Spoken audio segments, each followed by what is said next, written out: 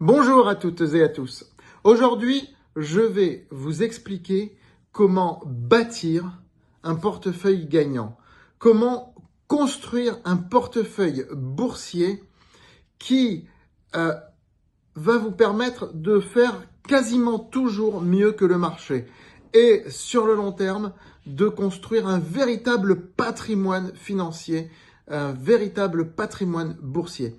Et je vous assure, ce que je vais vous dire dans cette vidéo, ce n'est pas du blabla, c'est la vérité, c'est basé sur une expérience.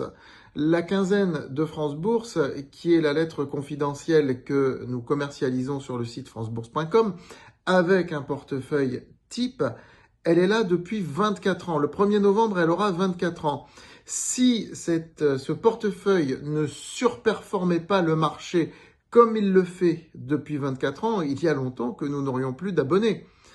Compte tenu en plus du prix des abonnements qui est bien supérieur à ce qui se fait aujourd'hui sur les lettres confidentielles qu'il y a sur le marché, si nous avons toujours autant d'abonnés qui nous permettent d'absorber un certain nombre de charges fixes que nous avons dans cette société.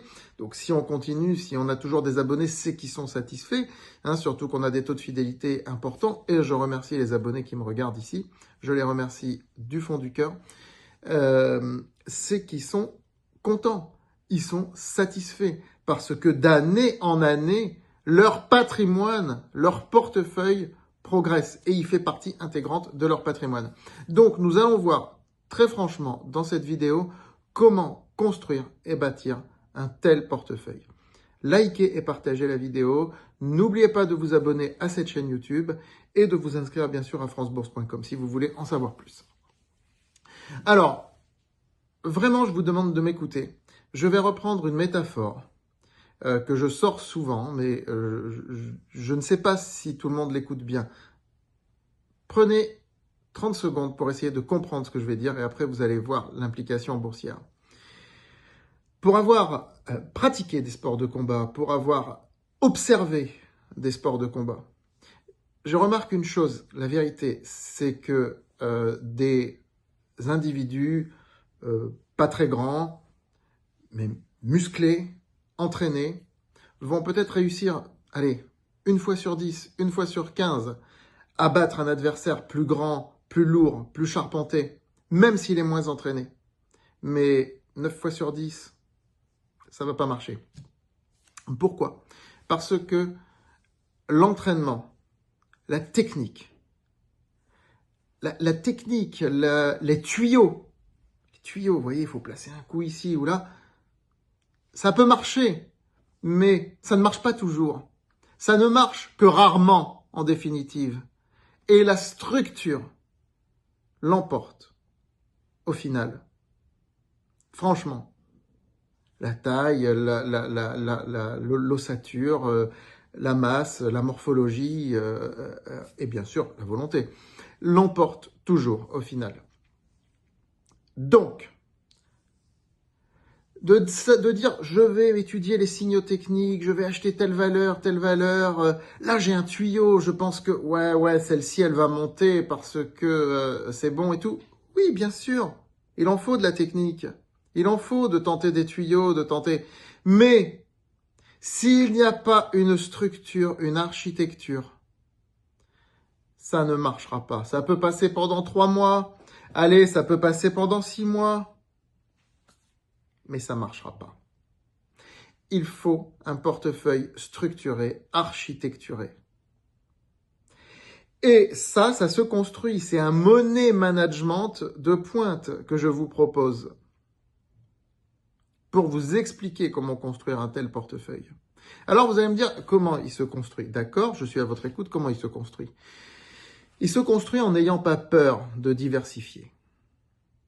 Même si votre portefeuille est petit, parce que j'entends souvent des gens dire « Ouais, mais moi j'ai 10 000 ou 15 000 euros, j'ai pas 1 million comme dans votre lettre. » Mais c'est pas grave, même avec 10 000 ou 15 000 euros, vous diversifiez. Alors vous allez peut-être pas mettre 25 lignes, mais vous en mettrez 15. Et surtout, vous respectez les pondérations. C'est ça qui est très important. Quand on va sur des titres comme Stif, rappelez-vous, Steve, on a gagné 160%. À la base, j'avais dit 2% de pondération, pas plus. c'est risqué. Bon, eh ben, quand on a vendu, ça a fait une belle plus-value qui s'est ajoutée à la performance globale. Et on en a fait plusieurs des comme ça, pas à 160%, hein, mais on en a fait plusieurs comme ça cette année. Des 30%, des 40%, en 2 mois, en 3 mois, en 4 mois. Et à chaque fois, ça participe à augmenter la performance globale. Par contre, quand on absorbe un choc, parce qu'il y en a des chocs, et là il y a une valeur, je ne vais pas la citer, qui vient de dévisser de 50%. Bon, elle était pondérée à 3%. Ben, ça fait 1,5 point de baisse dans le portefeuille. Eh oui, alors que celui qui va se dire, moi je vais prendre Steve, je vais prendre que 2-3 valeurs en portefeuille, des tuyaux, allez, je vais prendre Steve, bon, bah, très bien, il est content, il gagne sur Steve, mais après il replace tout. Il replace tout sur une autre valeur, ou il replace une partie, il replace sur 2 valeurs. Il y en a une qui va faire plus 30, une qui va faire moins 10. Bon, il revend, il est content. Et il replace tout, ou la moitié, sur celle qui perd 50%. Ben, du coup, il a perdu ce qu'il a gagné précédemment.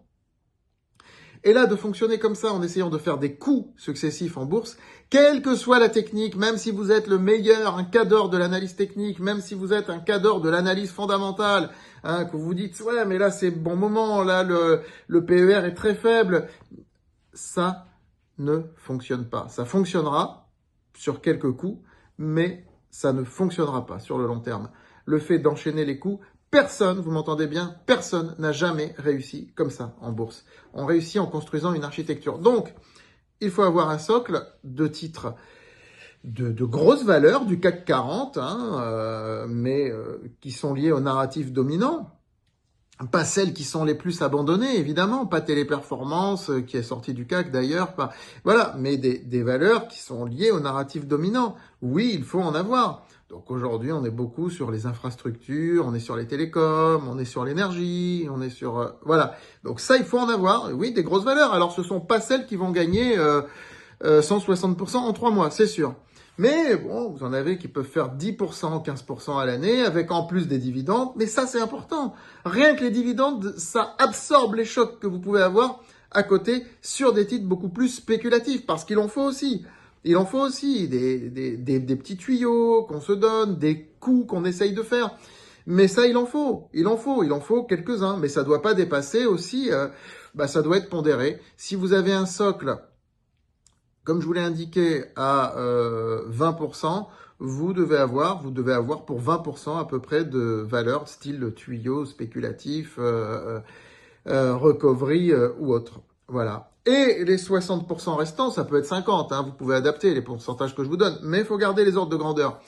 Et le reste, eh bien, c'est tout un écosystème basé sur la croissance et sur une diversification des supports et des narratifs. Donc là-dedans, il peut y avoir des ETF sur des zones du monde auxquelles on ne peut pas avoir accès par des actions.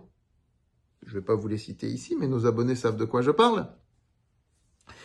Il peut y avoir des valeurs de croissance, qui peuvent être des valeurs du SBF, par exemple. Pour ne pas en citer une, je vais la citer quand même. Hop Mobility, que je recommande depuis plus d'1 an, qui est à plus 40% dans notre portefeuille. Ça continue de monter.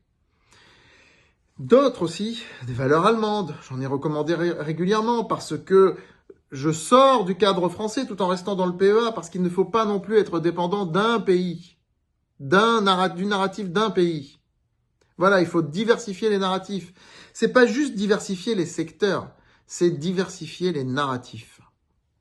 C'est-à-dire, il faut avoir du narratif Allemagne, du narratif Espagne, hein, diversifier les pays, mais du narratif aussi sur des valeurs, par exemple, le narratif, ça peut être la productivité globale des facteurs, ça peut être l'intelligence artificielle, ça peut être l'écologie, la souveraineté européenne, on en a parlé très abondamment, hein, et c'est toujours d'actualité, bien sûr. Donc, voilà. Et bien sûr, les supports. Des actions, mais pas que des actions. Les ETF aussi, aujourd'hui, doivent faire partie intégrante de vos portefeuilles. Pas hésiter à protéger quand c'est nécessaire et arrêter les protections quand ce n'est plus nécessaire. Et de l'obligataire aussi, il faut pouvoir être capable de toucher à l'obligataire. Alors souvent via des ETF aussi, tiens, les ETF, une fois de plus, ça peut être dans un sens ou dans l'autre. Ça peut être se protéger contre une baisse des obligations ou au contraire accompagner une hausse des obligations. Donc voilà, il faut aller dans plusieurs directions. Et puis quand vous avez des bénéfices à prendre, vous n'hésitez pas à les prendre. Vous n'hésitez pas à ramener des prix de revient à zéro. Alors à la fin de l'année, je sais bien, on peut se retrouver avec 10 lignes où les prix de revient ont été ramenés à zéro. Ben là, on fait le tri. On voit qu'est-ce qu'on garde et qu'est-ce qu'on vend. Puisque ce sont des lignes sur lesquelles, quoi qu'il en soit, vous ne serez jamais perdant. Hein, je vous rappelle que vous achetez un titre à 10, vous vendez la moitié de la ligne quand le titre est à 20, vous avez amorti votre prix de revient, donc quoi qu'il se passe, vous n'êtes plus perdant. Même si le titre descend à 4, c'est du pur bénéfice. Et s'il monte à 40, c'est encore plus du pur bénéfice. Donc oui, quand on fait ça, on multiplie le nombre de lignes. Et donc il y a beaucoup de lignes à 1% de pondération, 1,5% de pondération, et à la fin de l'année, on se penche dessus et on dit qu'est-ce qu'on garde ? Qu'est-ce qu'on garde pas? Selon les liquidités aussi. Quand on a plein de liquidités en portefeuille, on n'a pas forcément besoin de vendre. Et ça, c'est important d'avoir toujours un volant de liquidité. Augmentez-le quand le marché baisse. Est susceptible de baisser plutôt. Donc, quand il est haut.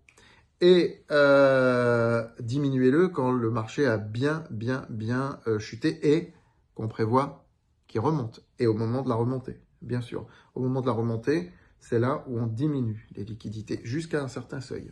Voilà. Mais il faut toujours avoir des liquidités. On évite le SRD, on évite les instruments spéculatifs, on évite tout ça. On peut en faire un ou deux par an. Des opérations SRD, on peut en faire une ou deux par an. Pourquoi pas? Pourquoi pas? Quand on fait une belle performance, on peut se permettre. Mais ce n'est pas à privilégier. Voilà ce que je veux dire. Hein? Voilà, bah écoutez, j'espère avoir été complet là-dessus. Je vous souhaite une très bonne fin de journée et on se retrouve très vite sur cette chaîne et sur France Bourse.